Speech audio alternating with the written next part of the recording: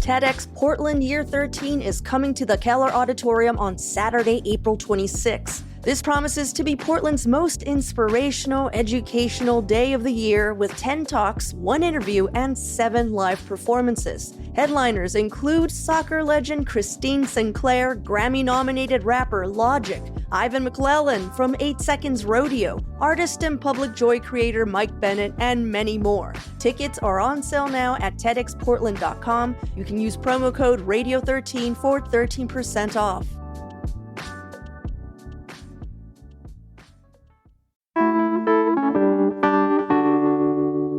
Today on CityCast Portland, some local drug detox centers are suddenly looking at empty beds. The I-5 Rose Quarter expansion is pushing forward, even though we don't quite have all the money for it yet. And there's confusion as well as frustration at City Council over how to make time for public comments. Joining me on this week's News Roundup are CityCast Director of Digital Strategy Bryan Vance and KBOO News Director Althea Billings. It's Friday, April 4th. I'm executive producer John Notarianni in for Claudia Meza, and this is what Portland's talking about. Hello and welcome to the Friday News Roundup here on CityCast. Bryan, Althea, how's it going? Hey, John, it's good to be back. Hey, thanks for having me. Today is the day that we break down some of the biggest stories of the week with some of the best and brightest journalists in town. Normally at this time in the show, though, we'll ask an opening question to help you get to know our guests a little bit better. But we got a little bit of business to take care of today.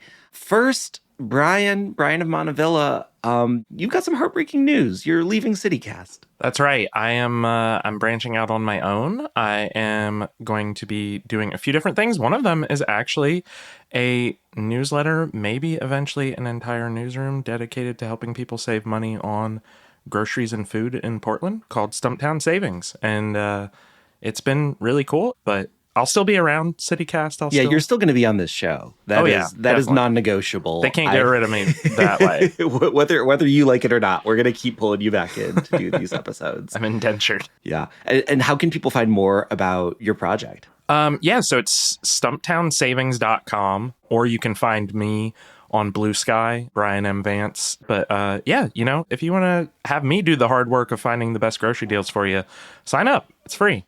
Awesome. For listeners of the show who know Bryan as a voice on this program, I just want to say, Bryan has done 10,000 more behind the scenes here at CityCast of just being a jack of all trades, helping us design our entire newsletter and digital strategy. I mean, Bryan, you have made not just CityCast Portland, but this entire company in a pretty big way. And I think everybody here at CityCast is really sad to see you go. Well, thank you for that, John. Well, the other point of business that I wanted to bring up is something that we've been cooking up and talking about a little bit on the show for the past week, which is the upcoming 503-day holiday. Dun, dun, dun. Claudia introduced it last week with air horns. That was great. I don't have any air horns handy, but I'm going to do my best. So here's the deal. 503 Day is coming up on May 3rd, and we're throwing a giant block party. CityCast and Hey Portland, our newsletter, together down in Ankeny Alley on Southwest 3rd in downtown Portland. It starts at 1 o'clock, goes until 6:03 p.m., and it's free.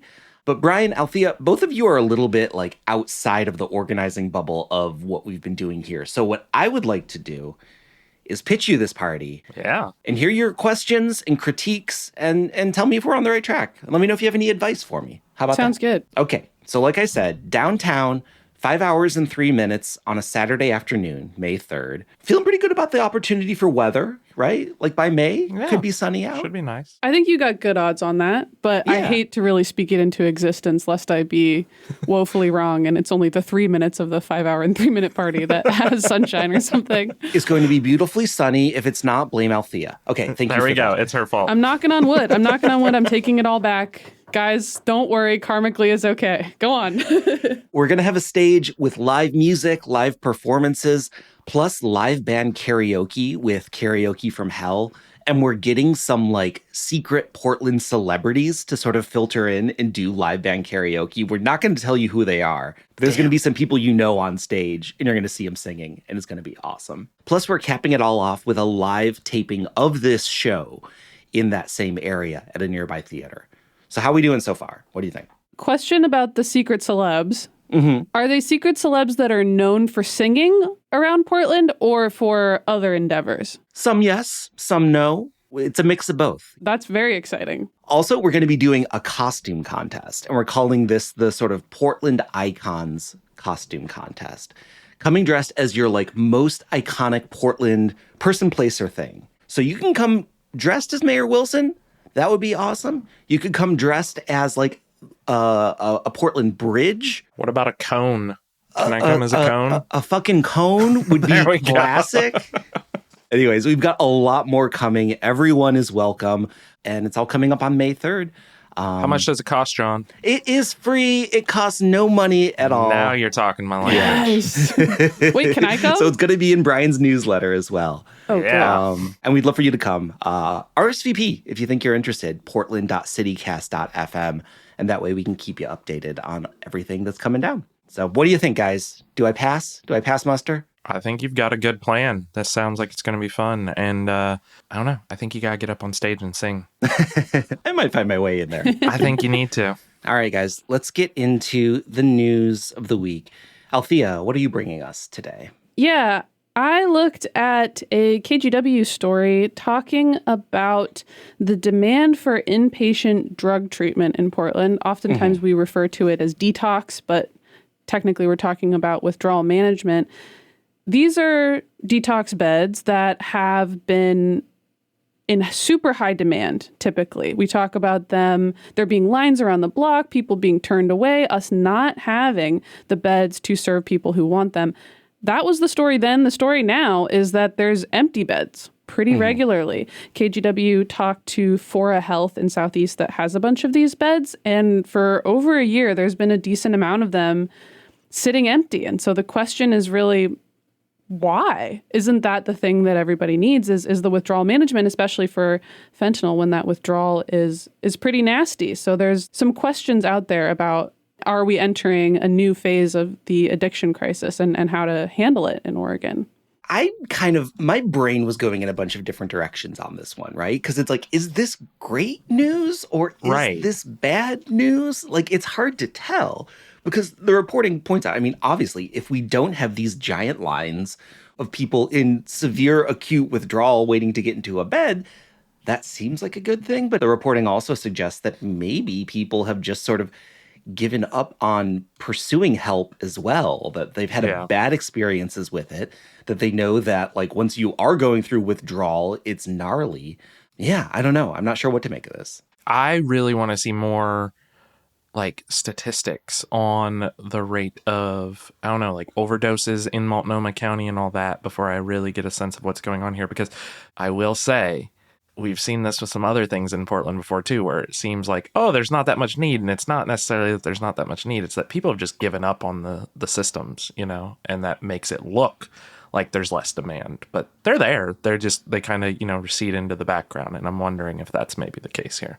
That's sort of the line that I've been thinking, especially because theoretically, with the recriminalization of drug possession in September, that by a certain logic should have meant more people going into deflection and then more people into treatment and withdrawal management, because that's how you complete deflection. In Multnomah County, we're only looking at like a 24% completion at the last data point that they shared, which isn't great.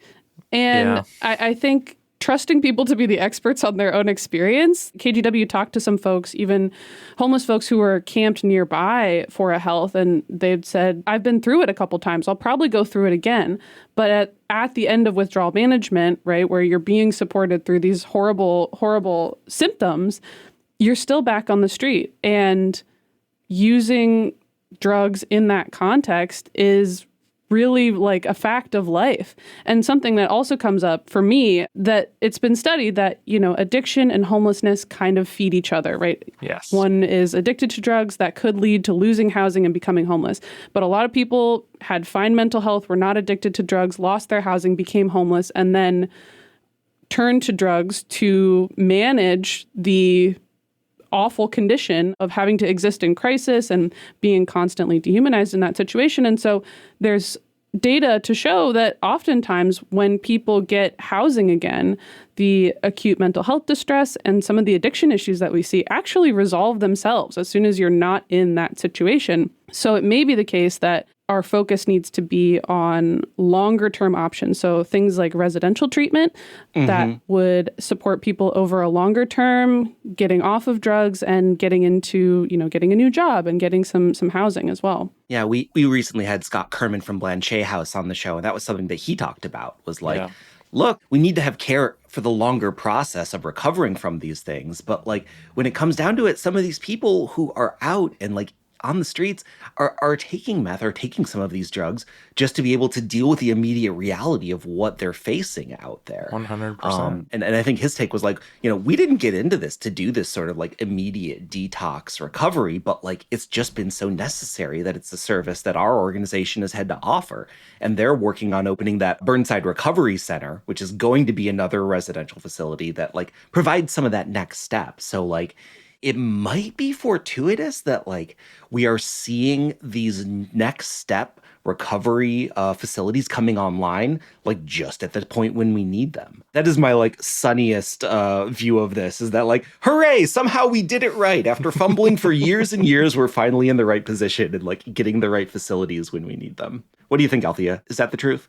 I think that's part of it. I mean, advocates have talked about give it to me. Well, I think that it's not totally unfounded to have a more positive view of it, and it is coming online in the right timing, right? You flash back to before Measure 110, we didn't have a lot of that stuff. Like the crisis was way worse before money started being funneled into something where folks could actually get into residential treatment. But yeah, it's that continuum of care that folks talk about.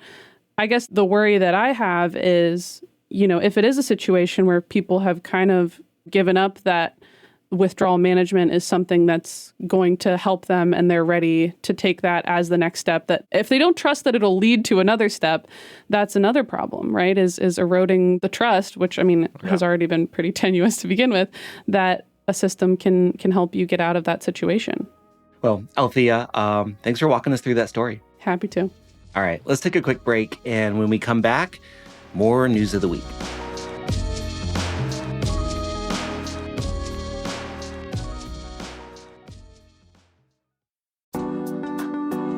Have you heard of bookshop.org? They're an online marketplace whose entire mission is to support local independent bookstores. The way it works is every time you buy a book through bookshop.org, you can choose an independent bookstore to directly support with your purchase. Just select your favorite neighborhood shop from across the street or across the country. I know a lot of us are trying to wean ourselves off Amazon, so here's a great option. And you'll feel good knowing that with bookshop.org, your money is supporting your local community and helping indie bookstores continue to foster culture, curiosity, and a love of reading for generations to come.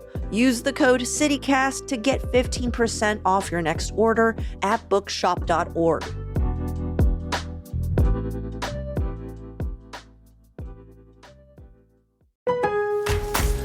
Lowe's knows member-only doorbuster deals make SpringFest savings even better. Right now, rewards members can get 3 19.3-ounce Bonnie Plants vegetables and herbs for just $10. Plus, save $50 on a Charbroil Performance Series 4-burner grill, now $149. Lowe's, we help, you save. Valid through 4/7, excludes Alaska and Hawaii. Selection varies by location, subject to change. While supplies last. Program subject to terms and conditions. Details at lowes.com/terms. All right, Bryan, what are you and your dogs? I think we're hearing in the background a little bit. What are y'all bringing us this week? You're hearing my two rowdy pit bulls, Iris and Gigi, apparently recreating, like, I don't know, Monday Night Raw in the background. They always pick the best times to do this. There we go. There we go, yeah. But the three of us together are really interested in this story, and wow, they're going at it. The three of us are really interested in this story by Taylor Griggs of the Portland Mercury about that long gestating plan to expand I-5 through the Rose Quarter, and CAP part of it just got a massive thumbs up from the Metro regional government. So the Metro regional government has said yes to the plan and is awarding ODOT an additional $250 million for its work to widen Interstate 5 through the Rose Corridor in a move that ODOT says will address congestion, and then to potentially cap part of I-5 in that area and, restore some access to neighborhoods and communities that were destroyed in the 60s when I-5 was put in.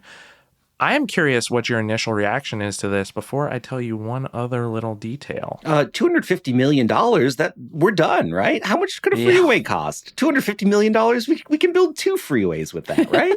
You'd think so. You'd think so. But not quite. So here's the catch, is the whole project, as of now, is slated to cost somewhere between $1.5 and $1.9 billion. And the way these things go is those estimates just keep creeping up constantly. They do not have all the money. So even this $250 million does not get them all the way they need to be in order to do this. And so while Metro said yes, the Metro Council voted to say yes to this, it wasn't unanimous. It was a 5-1 vote. Actually, one counselor abstained, one counselor voted no. Those 2 counselors brought up issues with the funding in particular, raising the fact that, because the funding isn't secured, they don't necessarily buy that ODOT will actually do the caps. Mm-hmm. That is what this whole thing hinges on. I mean, this has been pitched not just as a congestion thing, but also as sort of a justice project to restore a neighborhood that was destroyed through, gentrification and through, progress, quote unquote, to put in an interstate. And without that funding there's no guarantee that that's going to get done. And if that's the thing that is actually convincing everyone to go along with this, is it the right time to say yes to this? I think that's a legitimate question to ask. Yeah. 2+ years ago, when we were just starting this podcast, we were talking about this project as if it was just around the corner, as if they were about to put shovels in the ground immediately. And boy, oh boy, we were wrong. Apparently, they've been working on this since 2017. And I mean, that feels like a long time. But then you think about the I-5 bridge to Vancouver and how long we've been talking about potentially replacing that thing. And these things do drag on. So there is a chance that even with this heads up from Metro and it seeming like they're ready to move ahead, that this still takes a lot longer than anyone would hope.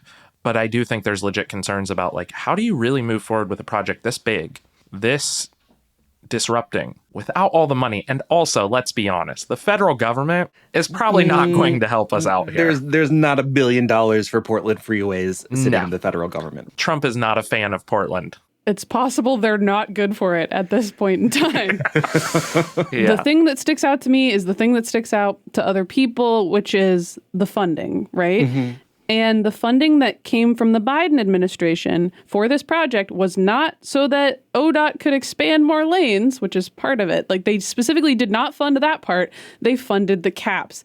And the proposal that ODOT gave to Metro is sort of a laundry list of things that they need to do. And at the very bottom, they'll cap 1 block between Broadway and Weidler, which is not what was not what talked about. anyone thought they were doing. Yeah. So if it was a different transportation agency that had a different reputation than ODOT does, maybe we could feel differently about it. Sorry, ODOT. Even ODOT's regular funding and maintenance is a disaster. And they're in the hole. Gotten worse because they're barred from doing any tolling or congestion pricing through that area because COTEC said so. Yeah. Bryan, you mentioned that this got started in 2017. It got started in 2017 when the legislature put, a $5 billion transportation package together with a significant chunk for this very project. And it just hasn't happened yet, right? And let's be honest, $5 billion in 2017 is not $5 billion in 2025. No. So the money doesn't go as far now as it did back then. And it is interesting because this is the year that the legislature has been talking about doing a new transportation package, right? Mm-hmm. So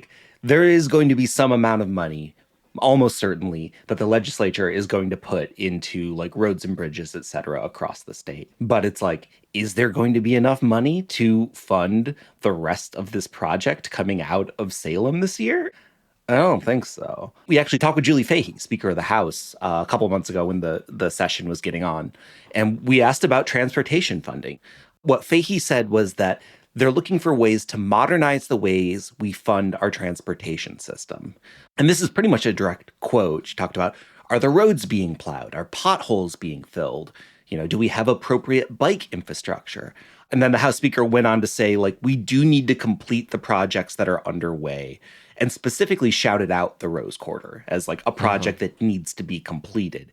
But like what I did not hear in that conversation again was like, plus we're going to put $1 billion into finishing this project. It just, right. Those words did not to say it's not going to happen, but those words came out of no one's mouth. Well, and, I guess it comes down to what constitutes completed in this sense. Does simply widening the highway through the Rose Quarter, is that enough to say, okay, we've completed it? We maybe didn't do everything we originally said we were going to do. Or is it actually capping it like the original proposal was, which was more than one city block? Like that's the other thing is like, so I don't know that you can say that you actually completed it without doing the full thing, but maybe some other people who get to decide what actually gets done and who gets money, have a different view of that. And I guess only time will tell. Yeah. I mean, and with that money that was earmarked for the cap to revitalize this neighborhood that ODOT had destroyed in the 60s and 70s to build a freeway, like, if that part of the project doesn't materialize, like,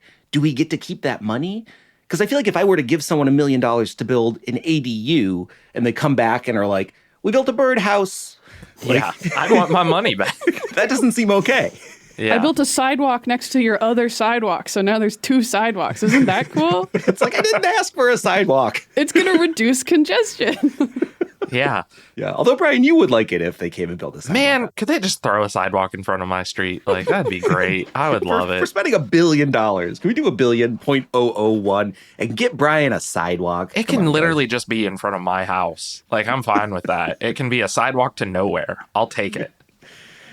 Well, yeah, Brian, what are you going to be watching over the next couple months as this project maybe comes together? I'm curious to see what happens next, both in terms of, ODOT's construction efforts, but also community reaction, how the bigger metro community responds to this move. All right. Well, Brian, thanks for breaking it down. And let's take another break.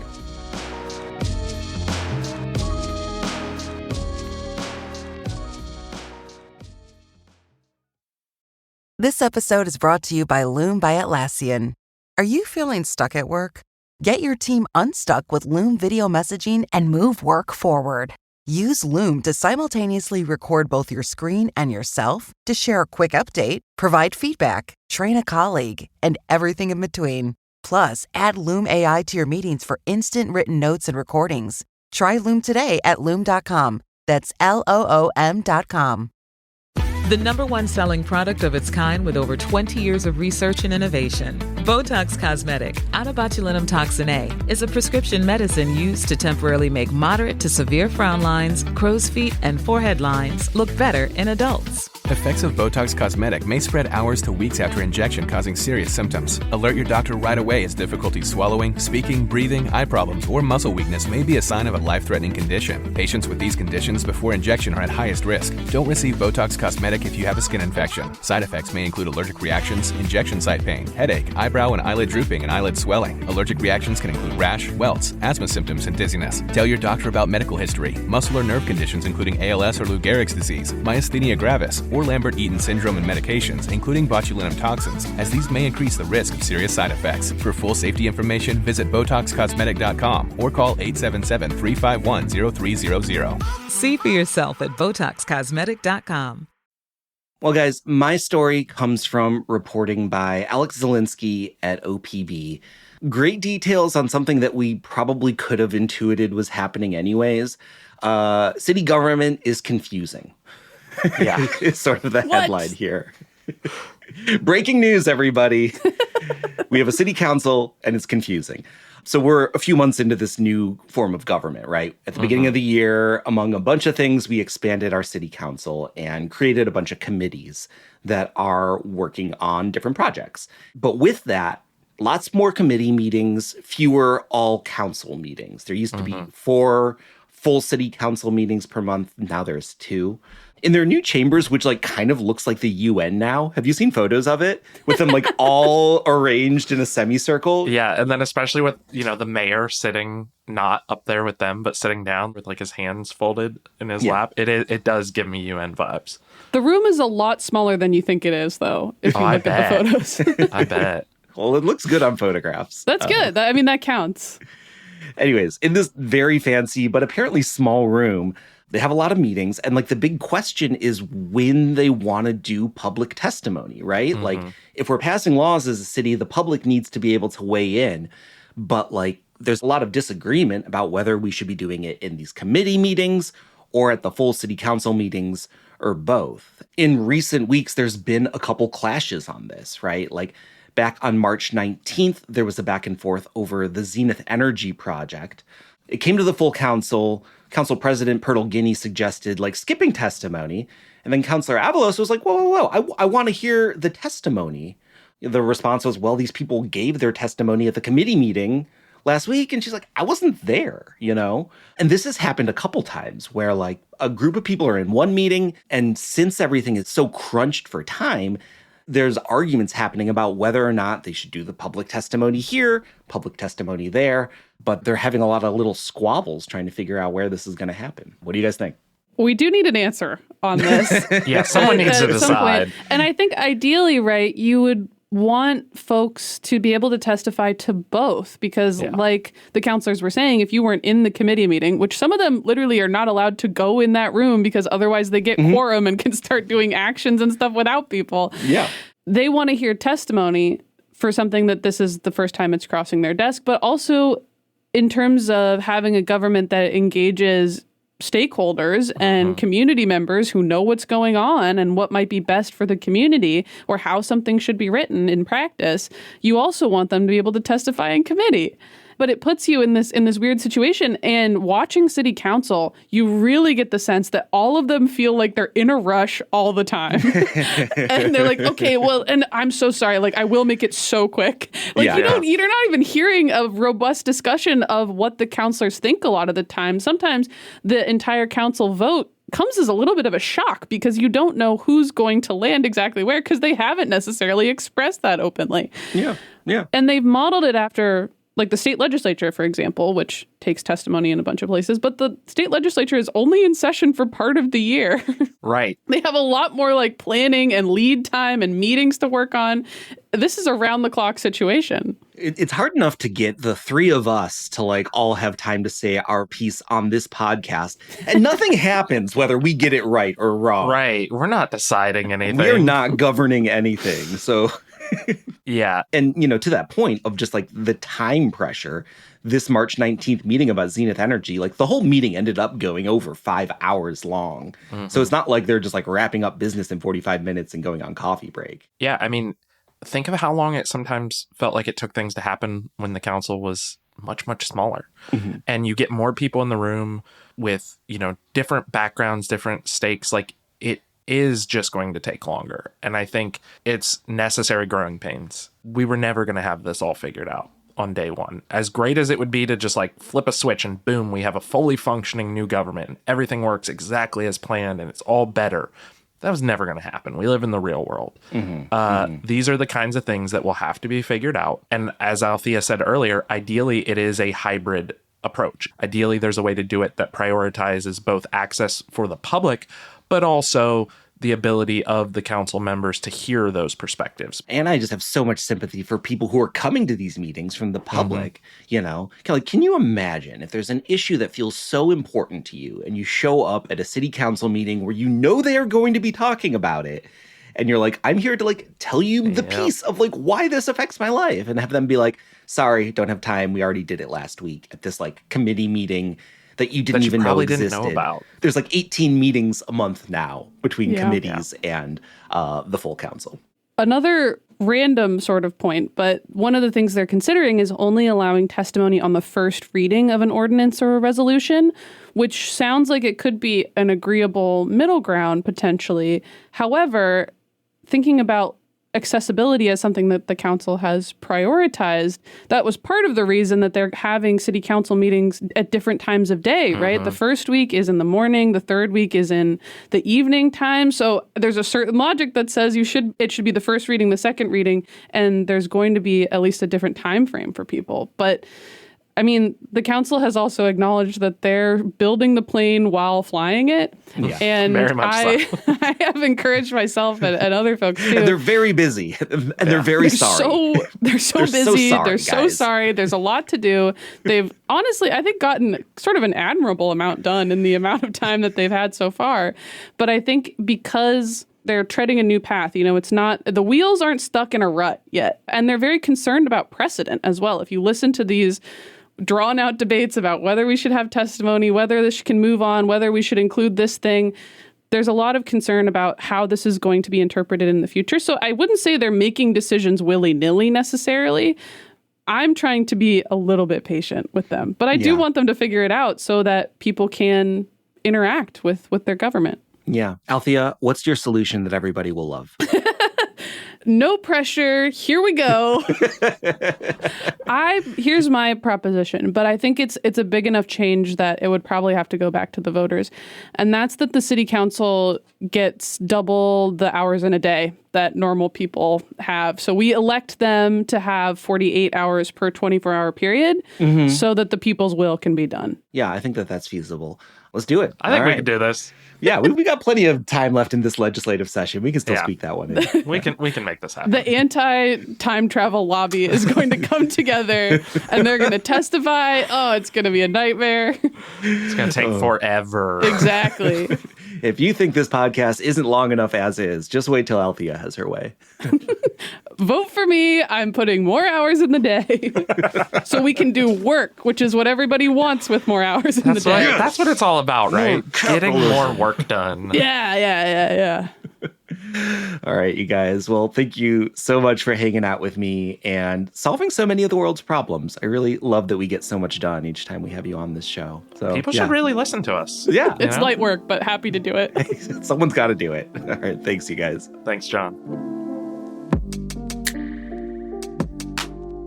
Well, that's all for us this week here on CityCast Portland, but thank you so much for listening. Our production team this week was Julia Fiaioni, Francisco Kilgore, and Myron Kaplan. Our Hey Portland newsletter editor is Rachel Monahan, and our host is Claudia Meza. I'm executive producer John Notarianni. Original music by Jenny Conley and Stephen Drisos. Additional music by All the Kimonos, as well as Sarah the Instrumentalist, Timothy Infinite, and Gregory David, courtesy of Epidemic Sound. We'll be back on Monday morning with much more from around the city. Until then, see you at Slim's.